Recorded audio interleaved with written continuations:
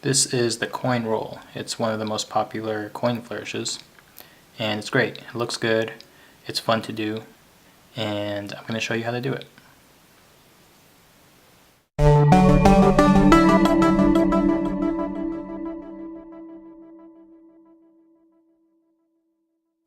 Okay, so to do this, you're going to hold the card, or not the card, the coin in your hand, and the size of the coin, it's going to vary from person to person. I typically use a quarter, but if your hand is bigger or smaller, you might want to choose a different size. For me, nickels work good, quarters work good.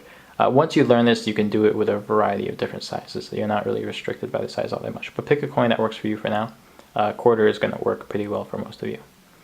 You're going to lay it in your hand, and here's what you're going to do.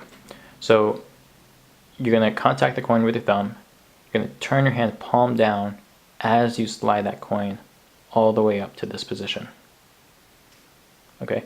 Next, what you're going to do is you're going to continue to slide that coin up, and you're going to let it fall flat on the top of your first finger. Okay. Now notice that my middle finger is raised slightly above my first finger, and it acts kind of as a brake. Okay, so even if I slant my hand downwards like this, that coin isn't going to move because the middle finger is blocking it.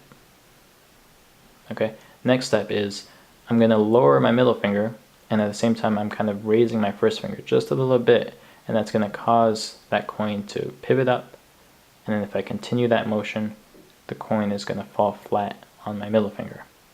And again, now I have my ring finger raised slightly above my middle finger to act as a brake, so that coin won't move even if my hand is slanted. And I just do the same thing again with the next finger. This time I'm lowering my ring finger, I'm raising my middle finger, that causes the coin to pivot up, and then it's going to fall flat on the next finger. Alright, now this takes practice. You're not going to be able to do it the first time. You kind of just have to play around with it until you get it. And the next step is going to be the same thing. This time I'm lowering my pinky, raising my ring finger, and now this is actually the hardest part. Okay, I don't have another finger to roll to, so instead I'm going to let that coin fall through the crack in between my in between my ring finger and pinky, and I'm going to be catching it on the other side of my hand with my thumb. Okay, so I usually get to something like this position right here, and then here's what happens. This is going to be difficult for some of you, because your thumb isn't going to want to stretch all the way over there. You need to get your thumb on the left side of that coin, so on the side of the coin that's facing your pinky.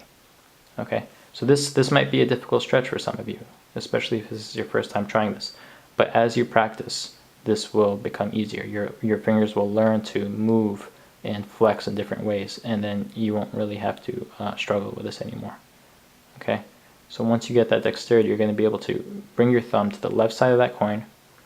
You're going to push up until it's flat in your palm, and then you're just going to start the whole cycle all over again.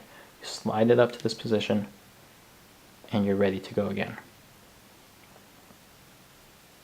So that's what that looks like.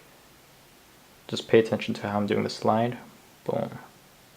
Okay, and once I get to this position, you'll notice that I'm kind of turning my hand slightly palm up to help slide, and then I turn my hand palm down for the roll. Alright, one final note is that some people I've seen, they like to do the coin roll in the opposite direction. So they actually start at their pinky, and then they move towards their first finger. I haven't really practiced this, but you can do it that way. And then, of course, when you do the slide, you're just going to be sliding in the opposite direction. The reason I recommend the first way I taught you is because it feels more comfortable this way.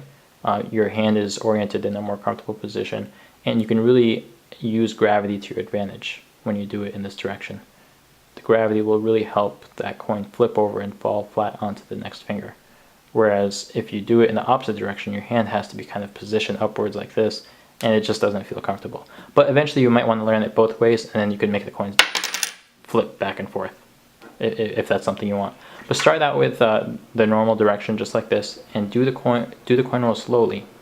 Don't worry about speed. Just practice getting the coin to properly flip over onto the next finger, and then practice that slide up to the beginning. Alright, that's the coin roll. I hope that helps. If you have any questions regarding this move, feel free to leave a comment in the comment box below, and I'll try to answer. And let me know what you think of that. Okay? Take care.